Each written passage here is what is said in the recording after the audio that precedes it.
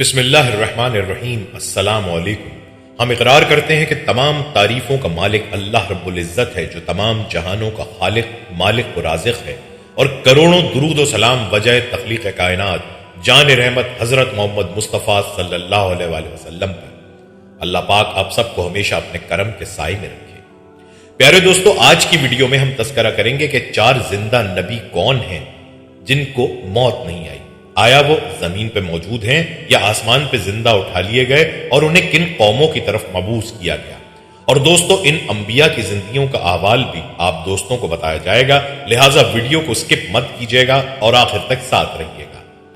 کروڑا سال پہلے اللہ پاک نے اس کائنات کو تخلیق فرمایا، اور پھر حضرت آدم علیہ السلام کے ذریعے اس میں انسانی زندگی کی بنیاد رکھی۔ اس طرح اللہ پاک نے روئے زمین پر بے شمار قوموں کو آباد کیا، اور ان قوموں کی طرف اپنے بے شمار انبیاء کرام مبعوث فرمائے۔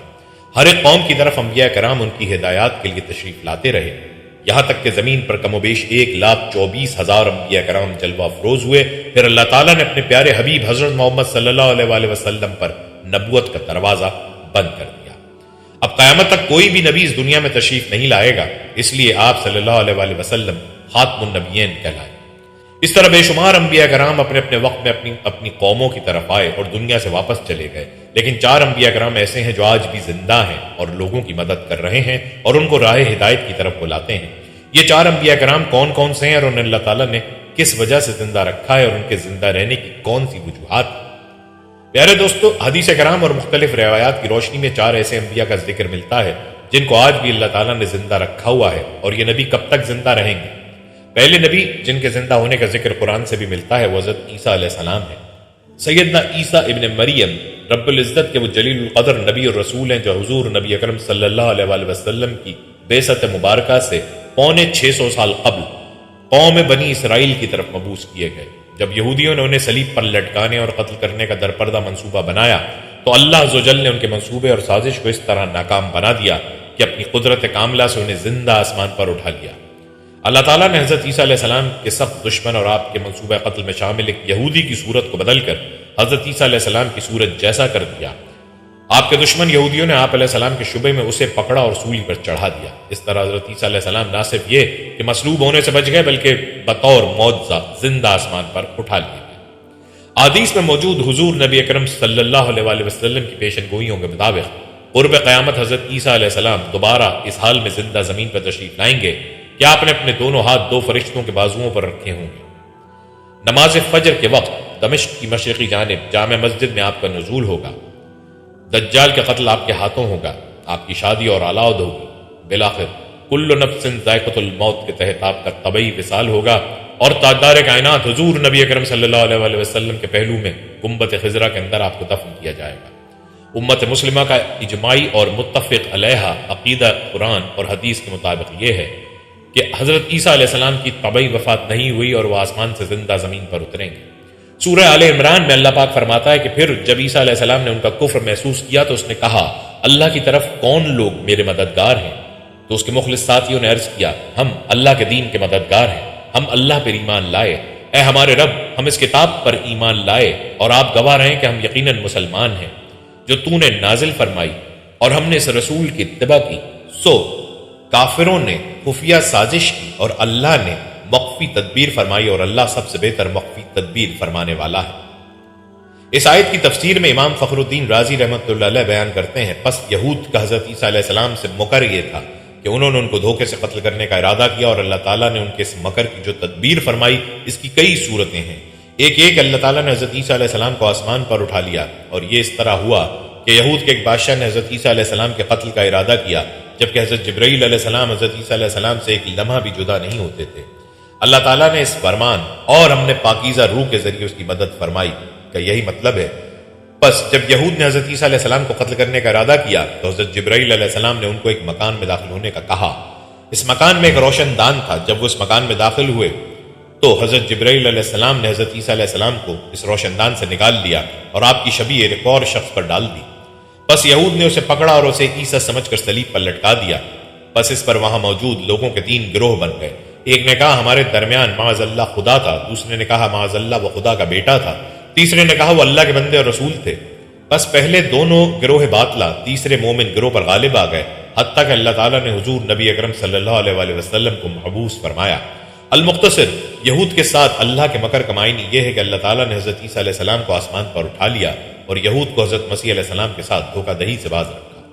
جب عیسیٰ علیہ السلام نے نبوت کا اعلان کیا اور انہوں نے اپنے ارد گرد کے لوگوں کو جمع کیا اور ان کو جمع کر کے بتایا کہ میں اللہ کی طرف سے بھیجا ہوا نبی ہوں اور میں دعوت حق دینے کے لیے مبعوث ہوا ہوں، لیکن جس قوم کی طرف اللہ تعالیٰ نے حضرت عیسیٰ علیہ السلام کو مبعوث فرمایا وہ قوم یہودی تھی، اور ان کی کتابوں میں واضح لکھا تھا کہ اللہ تعالیٰ کا ایک نبی آئے گا جو یہودیوں کے دین کو ختم کر دے گا، اور اسی ڈر کی وجہ سے یہودیوں نے حضرت عیسیٰ علیہ السلام کو قتل کرنے کا منصوبہ بنا لیا کہ اگر حضرت عیسیٰ علیہ السلام زندہ رہے تو ہمارے دین کو ختم کر دیں گے۔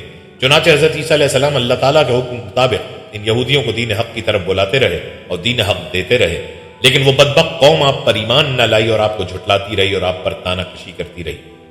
جب آپ کو یقین ہو گیا کہ یہ لوگ میری کسی بات کا یقین نہیں کریں گے اور اسی جہالت پر رہیں گے، تو ایک دن حضرت عیسیٰ علیہ السلام نے سب یہودیوں کو اکٹھا کیا اور ان سب سے کہا کہ آپ لوگوں میں سے کون ہے جو اللہ تعالیٰ کے دین پر ایمان لاتا ہے؟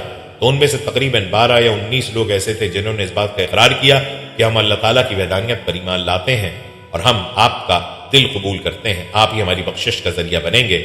اور ان خوش نصیب لوگوں کے علاوہ باقی تمام لوگ ایسے تھے جنہوں نے دین قبول نہ کیا اور حضرت عیسیٰ علیہ السلام کو اسی طرح جھٹلاتے رہے اور اپنے سابقہ دین یعنی یہودیت پر قائم رہے۔ چنانچہ جب یہ چند لوگ حضرت عیسیٰ علیہ السلام پر ایمان لے آئے، یہودیوں نے دیکھا کہ لوگ اگر اسی طرح حضرت عیسیٰ علیہ السلام پر ایمان لاتے رہے تو ہمارا دین ختم ہو جائے گا، کیوں نہ حضرت عیسیٰ علیہ السلام کو دعوت حق دینے سے روکا جائے۔ اور اس طرح تمام یہودیوں نے آپس میں مشاورت کے بعد حضرت عیسیٰ علیہ السلام کو قتل کرنے کا منصوبہ بنا لیا۔ چنانچہ یہودیوں نے ایک توتیانوس نامی شخص کو مقرر کیا، وہ شخص حضرت عیسیٰ علیہ السلام کو قتل کرنے کے لیے آیا۔ ادھر جب توتیانوس حضرت عیسیٰ علیہ السلام کے پاس پہنچا اور اس ارادے سے جا رہا تھا کہ میں آپ کو آج قتل کر دوں گا، اللہ تعالیٰ نے اپنے فرشتے کو حکم دیا کہ جاؤ اور حضرت عیسیٰ علیہ السلام کو آسمان کی طرف اٹھا کر لے آؤ۔ وہ فرشتہ اللہ تعالیٰ کے حکم کی تعمیل کرتے ہوئے حضرت عیسیٰ علیہ السلام کے پاس گیا اور حضرت عیسیٰ علیہ السلام کو اپنے ساتھ آسمانوں کی طرف لے آیا۔ جب آپ آسمان کی طرف پہنچے تو آپ کی ملاقات آپ کی والدہ یعنی حضرت مریم سلام اللہ علیہا سے ہوئی۔ اس وقت آپ کی والدہ نے آپ کو گلے لگا کر پیار کیا اور آپ نے اپنی والدہ ماجدہ سے فرمایا کہ امی جان اب ہماری ملاقات روز قیامت ہی ہوگی۔ اس طرح جب حضرت عیسیٰ علیہ السلام آسمانوں کی طرف اٹھائے گئے تو اس وقت آپ کی عمر 33 سال تھی، اور ادھر یہودی باہر کھڑے ہو کر اس شخص کا انتظار کر رہے تھے جس شخص کو انہوں نے حضرت عیسیٰ علیہ السلام کو قتل کرنے کے لیے بھیجا تھا کہ نہ جانے کب توتیانوس حضرت عیسیٰ علیہ السلام کو قتل کر کے باہر آئے گا۔ اسی طرح جب کافی دیر ہو گئی تو وہ شخص واپس نہ آیا تو اس وقت تمام یہودی حضرت عیسیٰ علیہ السلام کے گھر کی طرف گئے کہ آخر دیکھیں کہ صحیح ماجرا کیا ہے۔ انہوں نے ایک شخص کو پایا جس کا چہرہ حضرت عیسیٰ علیہ السلام جیسا تھا، تو انہوں نے اسے قتل کر دیا، اور قتل کرنے کے بعد انہوں نے دیکھا کہ چہرہ تو حضرت عیسیٰ علیہ السلام جیسا تھا، لیکن یہ ہمارا بھیجا ہوا وہی شخص تھا جس کو ہم نے حضرت عیسیٰ علیہ السلام کے قتل کے لیے بھیجا گیا تھا۔ یہ ماجرا دیکھ کر تمام یہودی پریشان ہو گئے اور 2 گروہوں میں تقسیم ہو گئے۔ تمام یہودی آپس میں لڑنے لگے اور اس لڑائی میں بہت سے یہودیوں کا قتل عام ہوا، جس طرح اللہ تعالیٰ نے سورہ نساء میں فرمایا ہے، اور ان کے اس کہنے کی وجہ سے ہم نے اللہ تعالیٰ کے رسول حضرت عیسیٰ علیہ السلام کو قتل کر دیا، حالانکہ انہوں نے ان کو قتل نہیں کیا اور نہ ہی انہیں سولی پر چڑھایا، مگر ان کے لیے کسی کو حضرت عیسیٰ علیہ السلام کا ہم شکل بنا دیا، اور بے شک جو لوگ ان کے بارے میں اختلاف کر رہے ہیں وہ شک میں ہیں اور ان کے پاس کچھ بھی علم نہیں ہے، مگر یہ لوگ گمان کی پیروی کر رہے ہیں، بلکہ حضرت عیسیٰ علیہ السلام کو اللہ تعالیٰ نے آسمان کی جانب اٹھا لیا۔ یقیناً وہ قتل نہیں ہوئے، اللہ تعالیٰ نے حضرت عیسیٰ علیہ السلام کو اپنی حکمت کے ذریعے آسمان کی جانب اٹھایا، اور اللہ تعالیٰ بے شک غالب حکمت والا ہے۔ حدیث نبوی میں ہے کہ نبی کریم صلی اللہ علیہ وسلم نے ارشاد فرمایا کہ حضرت عیسیٰ علیہ السلام قیامت سے پہلے زمین پر تشریف فرمائیں گے اور سنت نبوی کے مطابق زندگی گزاریں گے، اور حضرت عیسیٰ علیہ السلام ہی سلیم توڑیں گے اور دجال کے جڑ سے خاتمہ کریں گے، اور حضرت عیسیٰ علیہ السلام اس دنیا میں 7 برس تک رہیں گے، اللہ تعالیٰ کے دین کو عام فرمائیں گے، آپ کو مدینے کے سرزمین میں گنبد خضرا میں دفن کیا جائے گا، اور جو لوگ یہ عقیدہ رکھتے ہیں کہ حضرت عیسیٰ علیہ السلام معاذ اللہ قتل ہو گئے یا سولی پر لٹکائے گئے تو وہ دار اسلام سے خارج ہیں اور وہ کفر کر رہے ہیں۔ آپ کو مسیح اس لیے کہا جاتا ہے کہ آپ زمین میں چلنے یعنی سیاحت کرنے والے تھے۔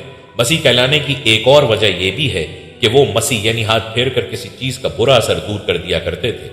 عبرانی میں آپ کا نام ایشو یا یسوع تھا۔ حضرت عیسیٰ علیہ السلام کے بارے میں قرآن مجید میں تاریخی شواہد ملتے ہیں جن میں ان کی زندگی کا تذکرہ ہی نہیں بلکہ بنیادی مباحث بھی بیان فرمائے گئے ہیں۔ حضرت مسیح بن مریم کی معجزاتی بعثت قوم بنی اسرائیل کی اصلاح کے لیے تھی جو مادیت پرستی میں انتہا کو پہنچ چکی تھی۔ حضرت مریم ایک پاک دامنہ نیک اور کنواری خاتون تھی جن کو ان کی والدہ نے اللہ کی نظر کر دیا تھا۔ وہ عبادت گاہ کے حجرے میں دن بھر عبادت میں مشغول رہتی اور رات اپنی خالہ کے یہاں بسر کرتی تھی۔ ایک دن ایک اجنبی شخص کو اپنے قریب پا کر بے حد خوفزدہ ہو گئیں اور اس سے اللہ کی پناہ مانگی۔ نوجوان نے بتایا کہ ڈرنے کی ضرورت نہیں، میں اللہ کی طرف سے بھیجا گیا فرشتہ ہوں اور آپ کو ایک پاکیزہ مبارک و مسعود بیٹے کی ولادت کی خوشخبری دینے کے لیے آیا ہوں۔ آپ کا بیٹا دنیا والوں کے لیے ایک بڑی رحمت کا سبب بنے گا۔ وہ بیٹے کی ولادت کی خبر سن کر اور بھی زیادہ گھبرا گئی۔ بیت المقدس سے تقریباً 8 میل باہر ایک ویران مقام پر حضرت عیسیٰ کی ولادت ہوئی۔ اللہ تعالیٰ نے اس ویران کو زرخیزی میں تبدیل کر دیا اور وہاں اپنی نعمتوں کی بارش کر دی۔ وہاں پانی کی نہریں جاری کر دیں اور خشک درختوں پر ان کے استعمال کے لیے طرح طرح کے پھل لگا دیے۔ بی بی مریم یہ جاننے کے باوجود کہ بچے کی پیدائش معجزہ ہے، بشری حیثیت سے سخت پریشان تھی۔ لوگوں کے سامنے بچے کو لے کر کیسے جاؤں گی اور ان کے استفسار پر کیا جواب دے کر ان کو مطمئن کروں گی؟ فرشتے نے ان کو سکھایا کہ آپ کلام نہ کریں، چپ کا روزہ رکھ لینا اور پوچھنے والوں کے اشارے سے کہیں کہ نومولود سے پوچھ لو کہ تمہارا باپ کون ہے۔ ایسا کرنے پہ لوگ اور بھی سیکھ پا ہوگا کہ بھلا نومولود گہوارے سے کلام کیسے کر سکتا ہے۔ بی بی مریم کے خاندانی وقار کا حوالہ دے کر جب ان کو لان تان کی گئی تو اللہ تعالیٰ کے حکم سے ماں کی گود سے بچے نے اعلان کیا، انی عبداللہ، میں اللہ کا بندہ ہوں۔ ان کے دل کفر سے سیاہ ہو چکے تھے، اس لیے انہوں نے پھر بھی یقین نہ کیا اور الزام تراشیوں کا سلسلہ جاری رکھا۔ مسیح علیہ السلام نے ایک طرف اپنی ماں کی پاک دامنی ثابت کر دی اور دوسری طرف یہ اعلان حق بھی کر دیا کہ جس نبی کی آمد کا بنی اسرائیل کی الہامی کتب میں ذکر چلا آ رہا ہے وہ بھی میں ہی ہوں۔ یہودیوں نے بجائے حضرت مسیح کی سچائی اور نبوت پر ایمان لانے کے دونوں ماں بیٹے کے خلاف اپنی مخالفانہ سرگرمیاں تیز کر دیں۔ گو کہ گہوارے میں ہی کلام کرنے کا معجزہ ظاہر کرتا ہے کہ ابتدائی میں وہ غیر معمولی حیثیت کے مالک تھے، اس لیے ان کے نام پیغام حق کو بلا چوں چرا قبول کر لینا چاہیے تھا، مگر وہ نہ مانی اور انکار کیا۔ مسیح عقیدے کے مطابق اس وقت کے حکمران کو نجومیوں نے بتایا کہ ایک بچہ ایسا پیدا ہونے والا ہے جو تیری حکومت کے زوال کا سبب بنے گا۔ اس تشویش کے پیش نظر اس نے مردم شماری کا اعلان کر کے تمام لوگوں کو بیت المقدس آ کر اپنے نام رجسٹر کرانے کا حکم دیا۔ حضرت مریم بی بی اپنے منگیتر یوسف کے ساتھ نام لکھوانے کے لیے یروشلم روانہ ہوئی۔ راستے میں ایک ویران استبل میں حضرت مسیح کی ولادت ہوئی۔ بچے کا نام یسوع رکھا گیا۔ فارس سے آنے والے مجوسیوں نے ستاروں کا حساب لگا کر تصدیق کی کہ نومولود بچہ یہودیوں کا سردار بنے گا۔ ادھر جب بادشاہ کو اپنے دشمن کی ولادت کی خبر ملی تو قتل کرنے کا حکم صادر کیا۔ اس دوران حضرت مریم اپنے بچے کو لے کر یوسف کے ہمراہ مصر چلی گئی۔ وہاں تقریباً 6 ماہ قیام کیا اور بادشاہ کی وفات کے بعد واپس آ کر ناصرہ میں سکونت پذیر ہوئی۔ اس دور میں طبیبوں اور حکیموں نے اپنے فن کو کمال پر پہنچا رکھا تھا۔ اللہ تعالیٰ نے اس مناسبت سے حضرت مسیح علیہ السلام کو معجزات عطا فرمائے۔ مایوس العلاج کو ہاتھ پھیر کر تندرست کر دینا، مردہ جسم میں باذن اللہ کہہ کر دوبارہ روح پھونک دینا، ایسے معجزات تھے جن سے آپ کا نمایاں شان ثابت ہو گیا۔ انہوں نے معجزات کو جادو قرار دے دیا اور دعوت حق کو ماننے سے انکار کر دیا، حالانکہ نئے دین کے بجائے حضرت موسیٰ کے دین کی تکمیل ان کا مشن تھا۔ حضرت عیسیٰ کی تعلیمات کا محور بھی توحید رسالت، عقیدے کی درستگی اور اعمال صالح پر تھا، جو اسلامی تعلیمات سے بے حد ہم آہنگ ہے۔ سور کا گوشت کھانا، کسی عورت کو نظر بد سے دیکھنا، عورتوں اور مردوں کا اختلاط اور شراب کے استعمال سے منع فرمایا گیا ہے۔ حضرت آدم سے لے کر نبی پاک صلی اللہ علیہ وآلہ وسلم تک تمام انبیاء اور رسول کی تعلیمات میں یکسانیت پائی جاتی ہے، جن میں حضرت مسیح علیہ السلام کی تعلیمات بھی شامل ہیں، لیکن بعد کے ادوار میں ان کی اصل تعلیمات کو پس پوش ڈال کر اپنی پسند کی بہت سی تعلیمات کو شامل کر لیا گیا ہے۔ پیارے دوستو، اب بات کرتے ہیں دوسرے نبی جنہیں اللہ تعالیٰ نے زندگی عطا کی ہے، وہ حضرت خضر علیہ السلام ہے۔ حضرت خضر علیہ السلام ظاہری طور پر اس دنیا میں تب تشریف لائیں گے جب دجال اس دنیا میں ظاہر ہوگا اور دجال اپنا فتنہ اس دنیا میں پھیلا رہا ہوگا اور دنیا کے لوگوں کو اللہ کے دین سے دور کر رہا ہوگا، تو اس وقت حضرت خضر علیہ السلام لوگوں کو اللہ کے دین کی طرف بلائیں گے، اللہ کی وحدانیت کی طرف بلائیں گے، لوگوں کو نیکی کی طرف بلائیں گے اور لوگوں کو کہیں گے کہ نیک کام کرو، برے کاموں سے باز آ جاؤ۔ ایک دوسری روایت میں آتا ہے کہ حضرت محمد صلی اللہ علیہ وآلہ وسلم اپنے صحابہ کرام کو حضرت خضر علیہ السلام کا قصہ سنا رہے تھے کہ آپ نے فرمایا کہ حضرت خضر علیہ السلام کا باپ ایک بادشاہ تھا۔ حضرت خضر علیہ السلام کو بادشاہت سے نوازنا چاہتا تھا، لیکن حضرت خضر علیہ السلام کو دنیا کی بادشاہت پسند نہ آئی اور آپ علیہ السلام نے دنیا کی سلطنت کو لینے سے انکار کر دیا۔ آپ نے اپنے والد گرامی سے کہا کہ میں اس دنیا کی سلطنت نہیں لینا چاہتا، تو اس طرح سے آپ اپنے والد سے ناراض ہو کر جنگلوں کی طرف چلے گئے جہاں پر انہیں کوئی بھی نہ ڈھونڈ سکا، اور وہاں آپ عبادت الہی میں مصروف ہو گئے، اور اسی دوران آپ کا گزر ایک آب حیات کے چشمے کے قریب سے ہوا اور چشمے سے پانی پی کر آپ تا قیامت زندہ رہنے میں کامیاب ہو گئے، اور آپ کا تا قیامت زندہ رہنے کا ذکر کافی روایات میں ملتا ہے۔ حضرت انس رضی اللہ تعالیٰ عنہ نے ایک روایت نقل کی ہے کہ جب اللہ تعالیٰ کے پیارے نبی حضرت محمد صلی اللہ علیہ وآلہ وسلم کا ظاہری انتقال ہوا تو ایک بزرگ سارے مجمع سے ہوتا ہوا حضور انور حضرت محمد صلی اللہ علیہ وآلہ وسلم کے جسم اطہر کے پاس آ کر رک گیا، اور اس شخص نے کچھ پڑھا اور پھر واپس چل دیا۔ تو اس کے جانے کے بعد وہاں موجود صحابہ کرام نے پوچھا کہ یہ شخص کون تھا؟ اس مجمع میں سے کوئی بھی اس کو نہ جانتا تھا۔ تو اس وقت حضرت علی کرم اللہ وجہ بولے کہ میں اس شخص کو جانتا ہوں، حضرت خضر علیہ السلام۔ حضرت خضر علیہ السلام اللہ تعالیٰ کے حکم سے مصیبت زدہ لوگوں کی رہنمائی کرتے ہیں، اور حضرت خضر علیہ السلام لوگوں کی اصلاح کر کے ان کو اللہ تعالیٰ کے حکم کے مطابق زندگی بسر کرنے کا حکم دیتے ہیں، اور آپ بہت ہی نیک اور خدا ترس انسان ہیں۔ اور بعض روایات کے اندر یہ بھی آتا ہے کہ حضرت خضر علیہ السلام کا ذکر حضرت ذوالقرنین کے ساتھ ہوتا ہے۔ بن عباس سے مروی ہے کہ حضرت خضر حضرت آدم کے صلبی بیٹے تھے، ان کی عمر کو دراز کر دیا گیا یہاں تک کہ وہ دجال کی تکذیب کریں گے۔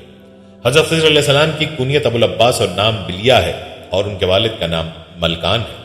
بلیہ سریانی زبان کا لفظ ہے، عربی زبان میں اس کا ترجمہ احمد ہے، اور خضر ان کا لقب ہے، اور اس لفظ کو 3 طرح سے پڑھ سکتے ہیں: خضر، خضر، خضر۔ خضر کے معنی سبز چیز کے ہیں، یہ جہاں بیٹھتے تھے وہاں آپ کی برکت سے ہری بھری گھاس اگ جاتی تھی، اسی لوگ ان کو خضر کہنے لگے۔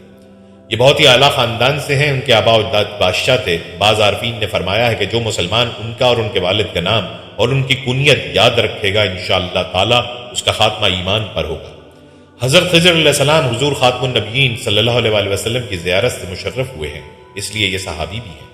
حضرت خضر کی حیات کے بارے میں ایک روایت یہ بھی ملتی ہے کہ حضرت آدم نے فوت ہوتے وقت اپنے بیٹوں کو وصیت فرمائی تھی کہ میرا جسم تمہارے پاس ایک غار میں محفوظ رہنا چاہیے، جب تم غار سے نکلو تو میری لاش کو شام لے جانا، وہاں مجھے سپرد خاک کر دینا۔ اس روایت کے آخر میں حضرت آدم علیہ السلام نے دعا کی تھی جو مجھے دفن کرے اس کی عمر قیامت تک دراز ہو۔ آدم کا جسد اثر پڑا رہا حتیٰ کہ خضر متولد ہوئے، انہوں نے آدم کو دفن کیا۔ اللہ تعالیٰ نے آدم کی دعا کو شرف قبولیت بخشتے ہوئے خضر کی عمر دراز فرما دی۔ حضرت انس سے مروی ہے کہ رسول اللہ صلی اللہ علیہ وسلم نے فرمایا خضر سمندر میں اور یسع خشمی میں رہتے ہیں، یہ رات کو ذوالقرنین کی تعمیر کردہ دیوار جو اس نے عام لوگوں اور یاجوج اور ماجوج کے درمیان بنائی تھی کے پاس اکٹھے ہوتے ہیں، ہر سال حج اور عمرہ کرتے ہیں اور آب زمزم پیتے ہیں جو ان کے لیے 1 سال کے واسطے کافی ہوتا ہے۔ حضرت سیدنا الیاس علیہ السلام کی درازی عمر کے متعلق حضرت علامہ ابو عبداللہ محمد بن احمد انصاری رحمۃ اللہ علیہ تفسیر قرطبی میں لکھتے ہیں، بعض نے فرمایا کہ حضرت الیاس علیہ السلام بیمار ہوئے اور آپ نے موت کو محسوس کیا تو رونے لگے۔ اللہ تعالیٰ نے آپ علیہ السلام کی طرف وہی فرمائی کہ آپ کیوں رو رہے ہیں، کہ دنیا کی حرص میں رو رہے ہیں یا موت کے غم میں یا دوزخ کے خوف سے؟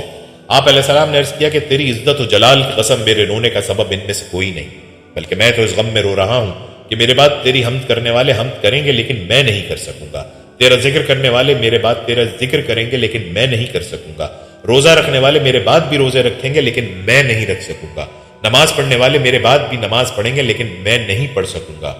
تو آپ سے کہا گیا کہ اے الیاس، میں اس وقت تک تمہاری موت کو مؤخر کروں گا جب دنیا میں کوئی بھی میرا ذکر کرنے والا نہ ہوگا، یعنی قیامت تک۔ جبکہ حضرت خضر علیہ السلام کی درازی عمر کا سبب تفاسیر میں یہ لکھا ہے کہ آپ نے آب حیات پی لیا ہے۔ چنانچہ صدر الافاضل حضرت علامہ مولانا مفتی سید محمد نعیم الدین مراد آبادی رحمۃ اللہ علیہ لکھتے ہیں، ذوالقرنین نے کتابوں میں دیکھا تھا کہ اولاد سام میں سے ایک شخص چشمہ حیات سے پانی پیے گا اور اس کو موت نہ آئے گی۔ یہ دیکھ کر وہ چشمہ حیات کی طلب میں مغرب و مشرق کی طرف روانہ ہوئے اور آپ کے ساتھ حضرت خضر بھی تھے۔ وہ تو چشمہ حیات تک پہنچ گئے اور انہوں نے پی بھی لیا، مگر ذوالقرنین کے مقدر میں نہ تھا، انہوں نے نہ پایا۔ آب حیات کی حقیقت کیا ہے اس بارے میں اختلاف ہے، بعض لوگ تو اس کو افسانے کے علاوہ کچھ نہیں سمجھتے۔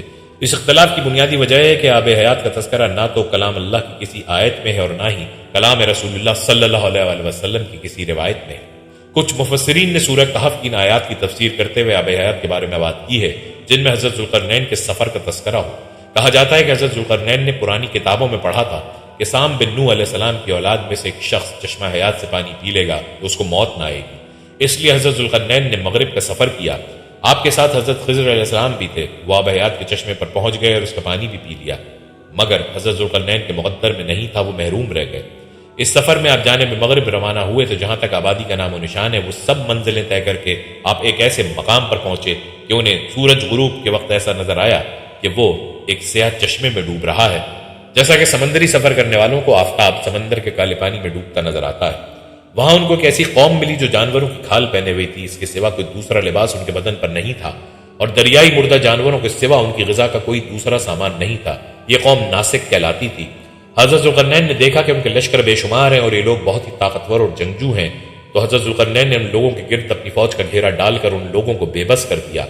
چنانچہ کچھ تو مشرف با ایمان ہو گئے، کچھ آپ کے فوجوں کے ہاتھوں مقتول ہو گئے۔ جمہور علماء و صالحین کے نزدیک زندہ ہیں اور ہر سال زمانہ حج میں ملتے ہیں، اور یہ کہ حضرت خضر نے چشمہ حیات میں غسل فرمایا اور اس کا پانی بھی پیا تھا۔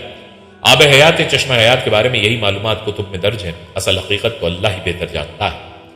کعب رضی اللہ تعالیٰ عنہ فرماتے ہیں خضر اوپر والے سمندر اور نچلے سمندر کے درمیان نور کے ممبر پر رہائش پذیر ہے، سمندر کے تمام حیوانوں کو ان کی اطاعت اور فرما برداری کا حکم دیا گیا ہے اور اس پر صبح و شام روحیں پیش کی جاتی ہیں۔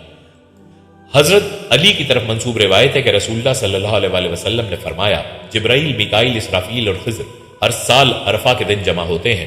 جبرائیل کہتا ہے ماشاء اللہ لا قوت الا باللہ، تو میکائیل ان کے جواب میں ماشاء اللہ من کل نعمت فمن اللہ کہتے ہیں، اور اسرافیل ماشاء اللہ الخیر کل بید اللہ سے جواب لوٹاتے ہیں۔ خضر ماشاء اللہ لا یصرف السوء الا اللہ سے جواب دیتے ہیں۔ اس کے بعد وہ جدا جدا ہو جاتے ہیں۔ آپ صلی اللہ علیہ وآلہ وسلم نے فرمایا جو ان 4 کلموں کو نیند سے بیدار ہوتے وقت پڑھتا ہے اللہ تعالیٰ اس کی حفاظت کے لیے 4 فرشتے مقرر کر دیتا ہے۔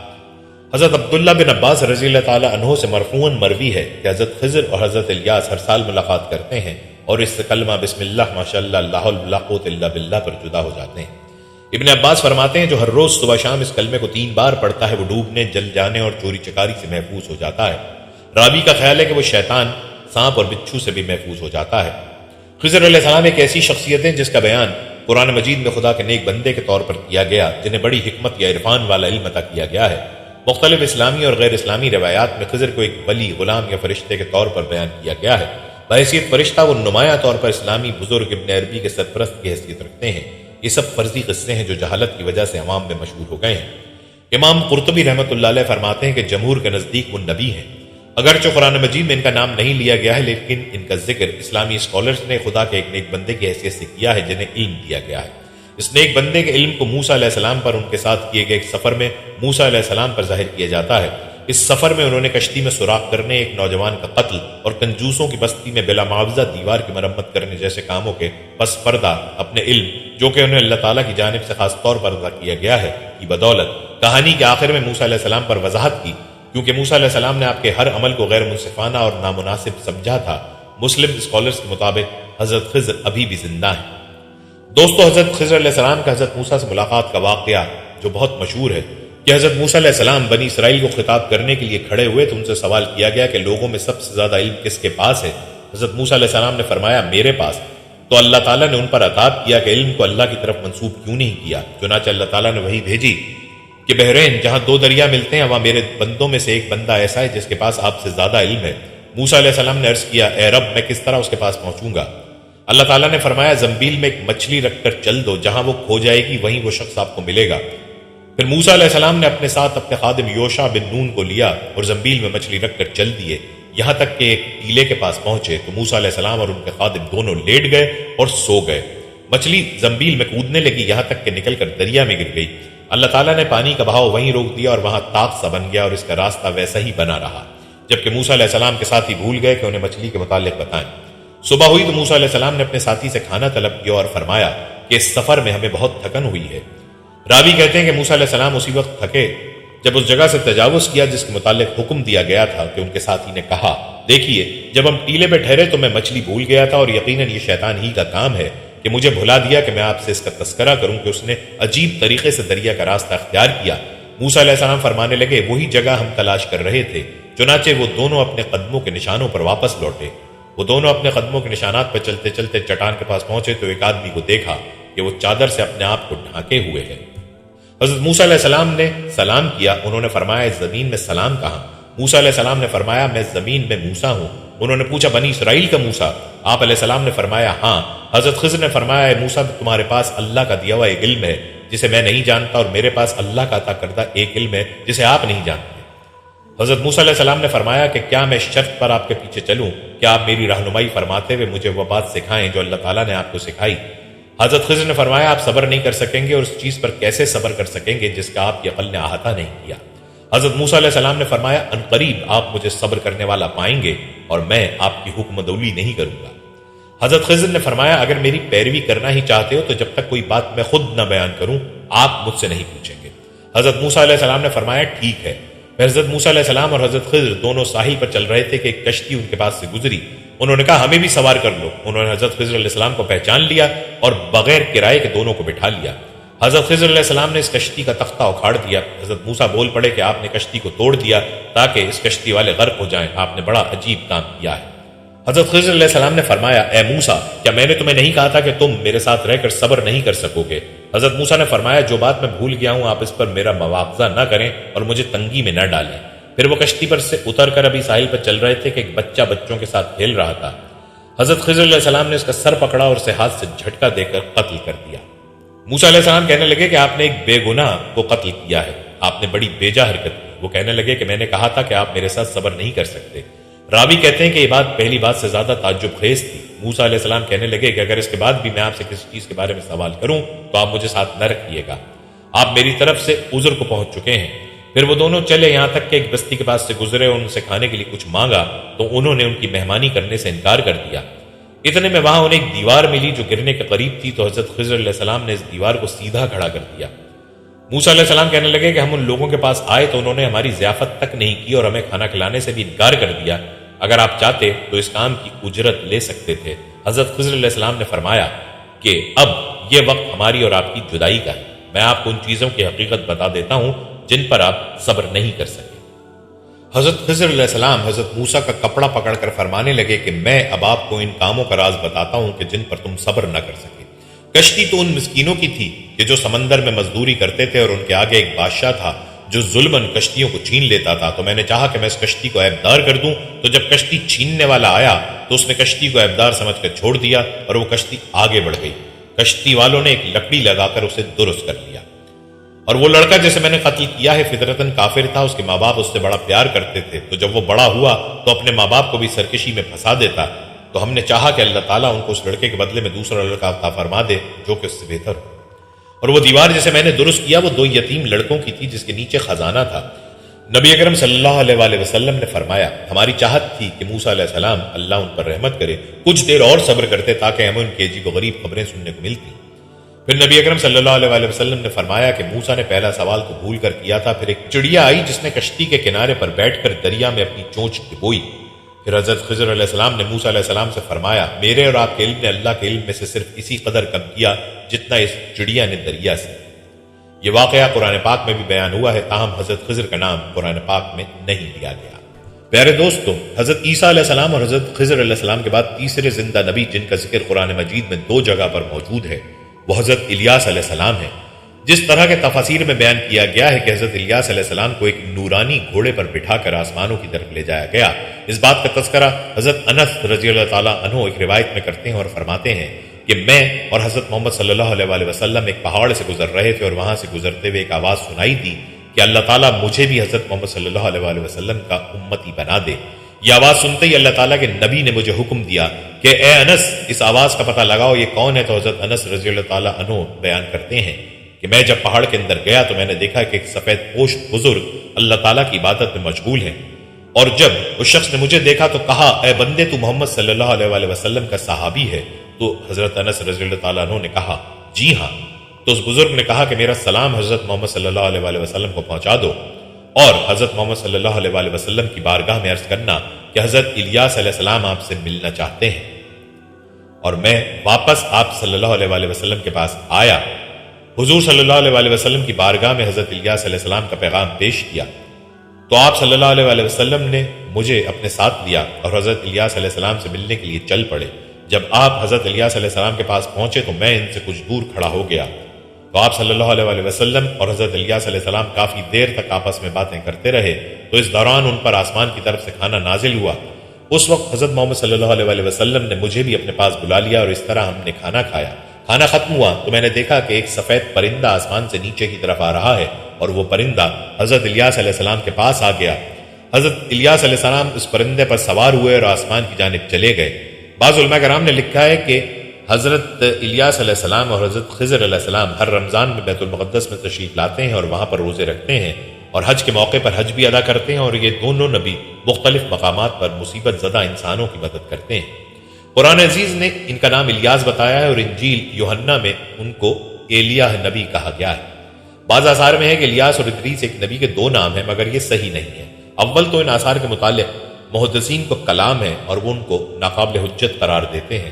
دوسرے قرآن عزیز کا انداز بیاں بھی ان آثار کی تردید کرتا ہے، اس لیے کہ اس نے انعام اور ولصافات میں حضرت الیاس کے جو اوصاف و حالات قلم بند کیے ہیں ان میں کسی ایک جگہ بھی یہ ارشاد نہیں ملتا کہ ان کو ادریس بھی کہتے ہیں، اور سورہ انبیاء میں ادریس علیہ السلام کا جس آیت میں تذکرہ ہے اس میں بھی کوئی ایسا اشارہ نہیں پایا جاتا کہ جس سے ان دونوں پیغمبروں کے اوصاف و حالات کی مشابہت پر بھی استدلال کیا جا سکے، چجائے کہ ان حالات کو صرف ایک ہی شخصیت سے متعلق سمجھ لیا جائے۔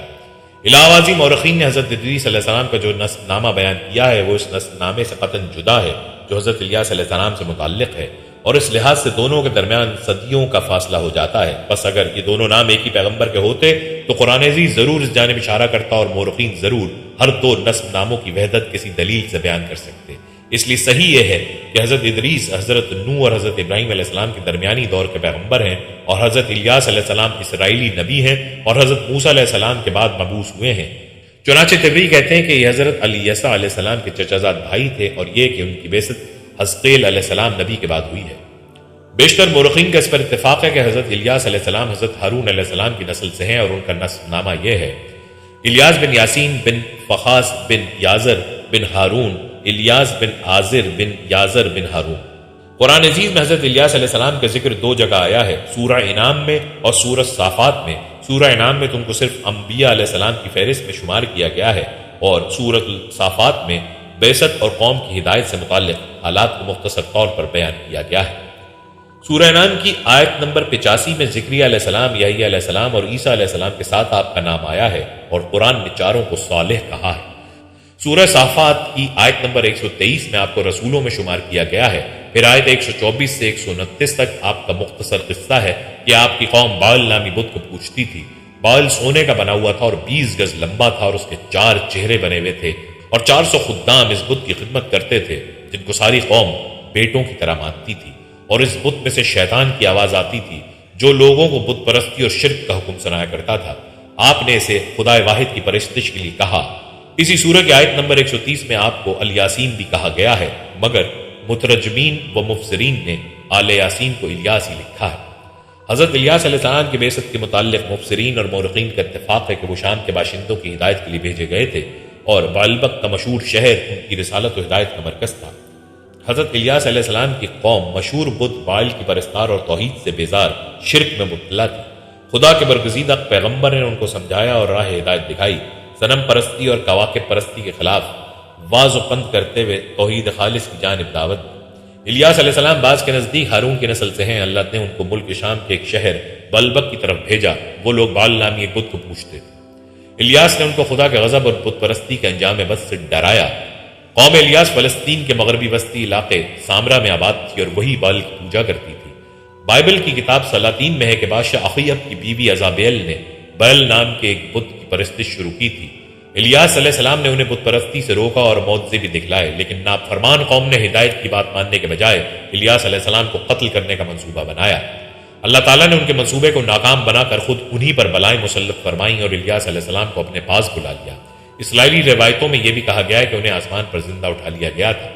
حضرت الیاس علیہ السلام اور ان کی قوم کا واقعہ اگرچہ قرآن میں بہت مختصر مذکور ہے، تاہم اس سے سبق حاصل ہوتا ہے کہ یہود بنی اسرائیل کی ذہنیت اس درجہ مست تھی کہ دنیا کی کوئی برائی ایسی نہیں تھی جس کے کرنے پر یہ حریص نہ ہو، اور کوئی خوبی ایسی نہ تھی جس کے دل دادا ہو، اور انبیاء اور رسل کے ایک طویل اور پہم سلسلے کے باوجود بت پرستی، عناصر پرستی، کواکب پرستی، غرض غیر اللہ کی پرستش کا کوئی شعبہ ایسا نہ تھا جس کے پرستار نہ بنے۔ بس قرآن عزیز میں بنی اسرائیل سے متعلق ان واقعات میں جہاں ان کی بدبختی اور کجروی پر روشنی پڑتی ہے، وہیں ہم کو یہ معزت و عبرت بھی حاصل ہوتی ہے کہ اب جبکہ انبیاء اور رسل کا سلسلہ منقطع ہو چکا اور خاتم النبیین کی بعثت اور قرآن عزیز کے آخری پیغام نے اس سلسلے کو تباہ کر دیا ہے، تو ہمارے لیے ازوج ضروری ہے کہ بنی اسرائیل کی مست فطرت اور تباہ ذہنیت کے خلاف خدائی احکام کو مضبوطی سے پکڑیں اور ان میں کجروی اور زیغ سے کام لے کر ان کی خلاف ورزی کی جرت نہ کریں۔ گویا ہمارا شیوا سپرد و تسلیم ہو، انکار و انحراف نہ ہو کہ اسلام کی یہی اور صرف یہی معنی ہے۔ تو پیارے دوستو، اب بات کرتے ہیں چوتھے نبی کی جو آج بھی زندہ ہیں، وہ ہیں حضرت ادریس علیہ السلام، جن کے زندہ ہونے کا ذکر بہت سی روایات میں ملتا ہے۔ جس طرح اللہ تعالیٰ سورہ مریم میں ارشاد فرماتا ہے کہ وہ نیک اور پرہیزگار انسان اور نبی تھے، اور اللہ تعالیٰ نے حضرت ادریس علیہ السلام کو آسمان میں اٹھا لیا۔ آسمان پر حضرت محمد صلی اللہ علیہ وسلم کی ملاقات حضرت ادریس علیہ السلام سے ہوئی تھی، اور بعض روایات میں یہ ذکر ملتا ہے کہ حضرت ادریس علیہ السلام زمین کی سیر و سیاحت کے ساتھ ساتھ اللہ تعالیٰ کے ذکر میں مشغول رہتے ہیں۔ حضرت ابن عباس رضی اللہ تعالیٰ عنہ فرماتے ہیں کہ حضرت ادریس علیہ السلام ایک درزی کا کام کیا کرتے تھے۔ اپنے کام کے ساتھ ساتھ وہ اللہ تعالیٰ کا ذکر بھی کرتے تھے۔ جب شام ہوتی تو آپ کی نیکیاں بے تحاشا ہو جاتی۔ حضرت ادریس علیہ السلام کی نیکیاں زمین پر رہنے والے ہر شخص سے زیادہ ہو جاتی اور آپ کی نیکیاں اللہ تعالیٰ کی بارگاہ میں جمع ہو جاتی۔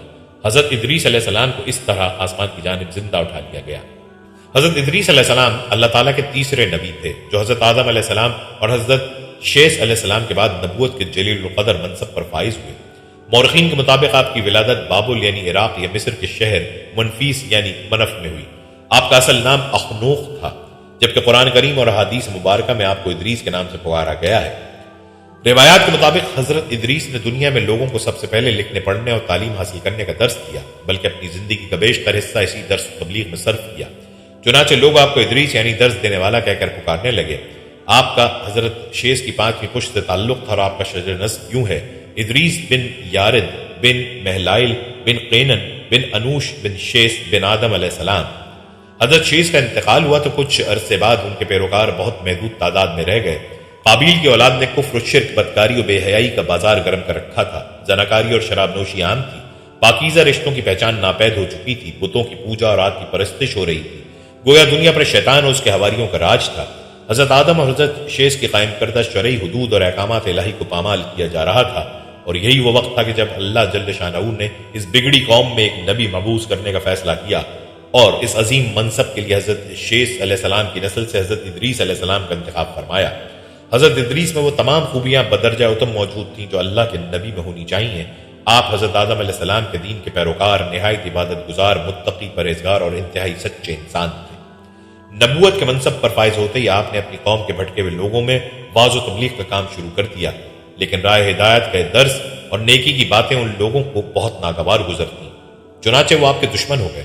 آپ اور آپ کے پیروکاروں کو طرح طرح سے اذیتیں دینے لگے، یہاں تک کہ آپ نے ان کی ایذا رسانیوں سے تنگ آ کر بابل سے ہجرت کا ارادہ کر لیا اور اپنے پیروکاروں کو اپنے اس فیصلے سے مطلع فرمایا۔ چونکہ بابل دریا فرات اور دریا دجلہ کے کنارے ایک سرسبز و شاداب علاقہ تھا، لہٰذا لوگوں کے لیے اس علاقے سے ہجرت کرنا خاصا مشکل فیصلہ تھا، اور انہوں نے اس حوالے سے تحفظات کا اظہار بھی کیا۔ لیکن پھر حضرت ادریس کے سمجھانے پر وہ لوگ آپ کے ساتھ ہجرت پر تیار ہو گئے۔ حضرت ادریس اور ان کے پیروکاروں نے بابل سے مصر کا رخ کیا اور دریا نیل کے کنارے آباد ہو گئے، جو بابل سے بھی زیادہ سرسبز و شاداب علاقہ تھا۔ حضرت ادریس نے یہاں کے لوگوں میں درس و تبلیغ کے کام کو جاری رکھا۔ آپ اس وقت لوگوں میں رائج تمام زبانوں سے واقف تھے اور عوام کو انہی کی زبان میں درس دیتے تھے۔ قرآن مجید میں آپ کا ذکر 2 مرتبہ آیا ہے۔ سورہ مریم آیت نمبر 56 میں اللہ تعالیٰ فرماتے ہیں، اور اس کتاب میں ادریس کا ذکر بھی کیجئے، بے شک وہ بڑے سچے نبی تھے اور ہم نے ان کو بلند رتبے تک پہنچایا۔ پھر سورہ الانبیاء آیت نمبر 85 میں اللہ تعالیٰ نے فرمایا، اور اسماعیل اور ادریس اور ذوالکفل کا تذکرہ کیجئے، یہ سب احکام الہیہ پر ثابت قدم رہنے والوں میں سے تھے۔ قرآن کریم کی معروف و مستند تفسیر معروف القرآن کے مطابق حضرت ادریس علیہ السلام حضرت نوح علیہ السلام سے 1000 سال پہلے پیدا ہوئے۔ اللہ تعالیٰ نے آپ کو نبوت کے مرتبے پر سرفراز فرمایا اور آپ پر 30 صحیفے نازل فرمائے۔ حضرت ادریس علیہ السلام وہ پہلے انسان ہیں جنہیں علم نجوم اور حساب بطور معجزہ عطا کیے گئے۔ نیز سب سے پہلے انہوں نے ہی قلم سے لکھنا اور کپڑا سینا ایجاد کیا۔ ان سے پہلے لوگ عموماً جانوروں کی کھال لباس کے طور پر استعمال کیا کرتے تھے۔ پھر یہ کہ سب سے پہلے ناپ تول کے طریقے بھی آپ ہی نے متعارف کروائے، اور اسلحہ بھی آپ کی ایجاد ہے۔ آپ نے اسلحہ تیار کر کے بنو قابیل سے جہاد کیا۔ علامہ ابن اسحاق کا کہنا ہے کہ دنیا کا سب سے پہلا شخص جس نے قلم سے لکھا وہ حضرت ادریس ہیں۔ معاویہ بن حکم سے مروی ہے کہ انہوں نے حضور اکرم صلی اللہ علیہ وسلم سے رمل کے بارے میں سوال کیا۔ یہ ایک ایسا علم ہے جس میں ریت پر مخصوص لکیریں کھینچ کر کچھ معلوم کیا جاتا ہے۔ تو رسول اللہ صلی اللہ علیہ وسلم نے فرمایا، ایک پیغمبر تھے جنہوں نے یہ لکھا، لہٰذا جس شخص کا خط ان کے موافق ہو جائے تو اچھا ہے۔ علماء تفسیر فرماتے ہیں کہ پہلا شخص جس نے تبلیغ دین کے لیے واعظ و خطاب کا سلسلہ شروع کیا وہ حضرت ادریس تھے۔ بلال بن سیار کہتے ہیں کہ حضرت ابن عباس نے حضرت کعب رضی اللہ تعالیٰ عنہ سے پوچھا کہ قرآن پاک کی اس آیت اور ہم نے ان کو اونچی جگہ اٹھا لیا کا کیا مطلب ہے؟ تو حضرت کعب نے فرمایا، اللہ عز و جل نے حضرت ادریس کی طرف وحی بھیجی کہ میں تمہیں ہر روز تمام بنی آدم کے اعمال کے برابر درجات دیتا ہوں۔ اس سے مراد اس زمانے کے تمام بنی آدم ہیں۔ تو حضرت ادریس نے چاہا کہ پھر تو اعمال میں اور اضافہ ہونا چاہیے، لہٰذا جب ان کے پاس فرشتے آئے تو انہوں نے وحی کا ذکر کرتے ہوئے کہا، میں چاہتا ہوں کہ ملک الموت سے بات کروں اور پوچھوں کہ کب تک میری زندگی باقی ہے۔ فرشتے نے حضرت ادریس کو اپنے پروں پر اٹھایا اور انہیں لے کر آسمان کی طرف بلند ہو گیا۔ جب وہ چوتھے آسمان پر پہنچے تو ان کی ملک الموت سے ملاقات ہو گئی جو نیچے اتر رہے تھے۔ حضرت ادریس کے دوست فرشتے نے ملک الموت سے حضرت ادریس کے بارے میں ذکر کیا تو اسرائیل نے پوچھا، حضرت ادریس کہاں ہیں؟ فرشتے نے جواب دیا کہ وہ میری پشت پر ہے۔ اس پر ملک الموت نے حیرت کا اظہار کرتے ہوئے کہا کہ واہ، تعجب ہے، مجھے پروردگار کی طرف سے یہ کہہ کر بھیجا گیا ہے کہ حضرت ادریس کی روح چوتھے آسمان پر قبض کر لو۔ تو میں نے سوچا کہ وہ تو زمین پر ہے، ان کی روح چوتھے آسمان پر کیسے قبض کروں؟ ابھی سوچ و بچار میں تھا اور زمین پر اتر رہا تھا کہ تم انہیں لے کر چوتھے آسمان پر آ گئے۔ پھر ملک الموت نے ان کی روح قبض کر لی۔ ابن ابی حاتم نے بھی اس آیت کی تفسیر کے ذیل میں اس حدیث کو ذکر کرتے ہوئے یہ اضافہ کیا ہے کہ حضرت ادریس نے فرشتے سے کہا ملک الموت سے میرے بارے میں سوال کرو کہ میری عمر کتنی باقی رہ گئی ہے، جبکہ حضرت ادریس فرشتے کے ساتھ ہی تھے۔ فرشتے کے سوال پر ملک الموت نے کہا جب تک میں انہیں دیکھ نہ لوں اس وقت تک کچھ نہیں بتا سکتا۔ پھر ملک الموت نے حضرت ادریس کو دیکھ لیا تو فرشتے سے کہا کہ آپ مجھ سے ایسے شخص کے بارے میں سوال کر رہے ہیں جس کی زندگی پلک جھپکنے سے زیادہ نہیں رہی۔ پھر فرشتے نے پر کے نیچے حضرت ادریس کو دیکھا تو ان کی وفات ہو چکی تھی۔ روضۃ الاصفیاء کے مصنف تحریر کرتے ہیں کہ حضرت ادریس کثرت سے اللہ تعالیٰ کی حمد و ثنا اور عبادت میں مصروف رہتے تھے اور فرشتوں میں نہایت محبت اور عقیدت و احترام کی نظروں سے دیکھے جاتے تھے۔ فرشتے ان کے پاس آتے اور ان کی صحبت میں بیٹھا کرتے تھے۔ چنانچہ ایک مرتبہ حضرت اسرائیل بھی اللہ تعالیٰ سے اجازت لے کر آئے اور انسانی شکل میں بہت دیر تک ان کی صحبت میں حاضر رہے۔ حضرت ادریس کو جب معلوم ہوا کہ یہ کوئی انسان نہیں بلکہ حضرت اسرائیل ہے اور روح قبض کرنے کی خدمت پر مامور ہے، تو آپ نے ان سے فرمایا کہ میرا دل چاہتا ہے کہ تم مجھے موت کا ذائقہ چکھاؤ۔ اس پر حضرت اسرائیل نے اللہ تعالیٰ کی اجازت سے ان کی روح نکالی اور پھر واپس کر دی۔ اس کے بعد حضرت ادریس نے ان سے فرمایا میرا دل چاہتا ہے کہ میں جنت اور دوزخ دیکھوں۔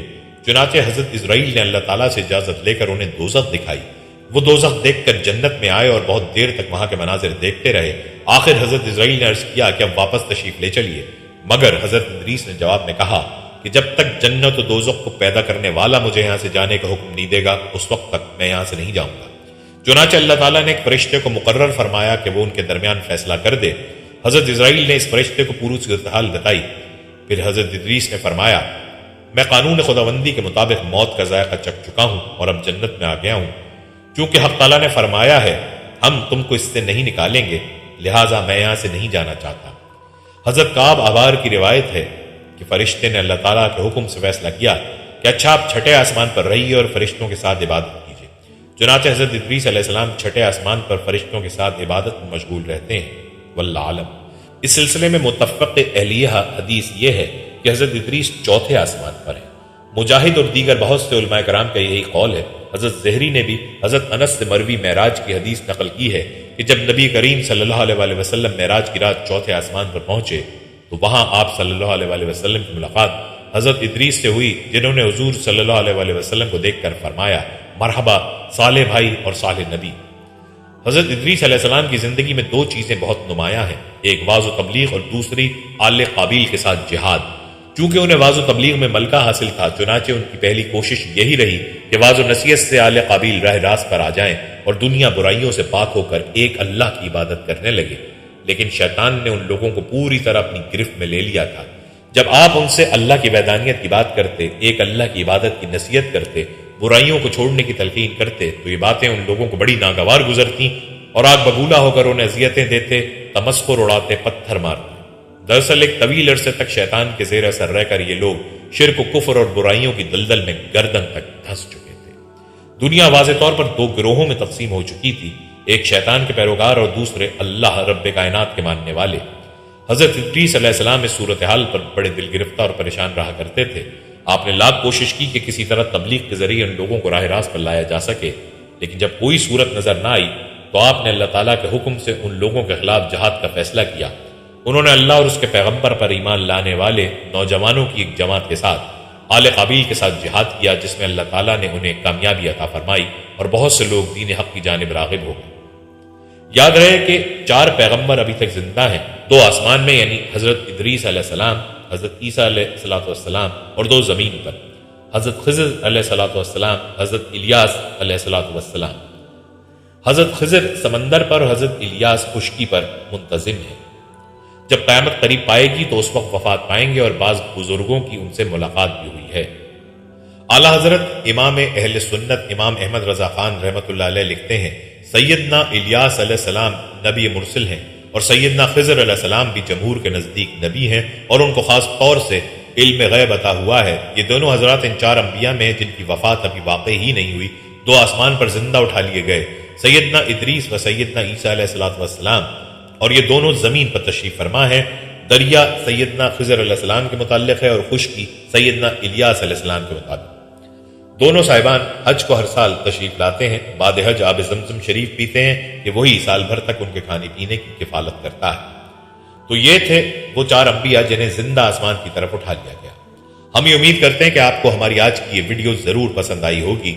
اگر آپ کو ہماری آج کی یہ ویڈیو پسند آئی ہے تو آپ سے گزارش کرتے ہیں کہ آپ ہمارے چینل کو ضرور سبسکرائب کر لیں اور ساتھ ہی لگے بیل کے بٹن کو بھی پریس کر لیں تاکہ آپ کے پاس ہماری آنے والی مزید معلوماتی ویڈیوز کا نوٹیفیکیشن پر وقت ملتا رہے۔ سبسکرائب کے ساتھ ساتھ ہماری ویڈیو کو لائک بھی کریں اور اپنی قیمتی رائے کا اظہار کمنٹس میں ضرور کریں۔ کمنٹس میں آپ اپنے سوالات بھی ہم تک پہنچا سکتے ہیں۔ اللہ تعالیٰ آپ کو اپنی حفظ و امان میں رکھے۔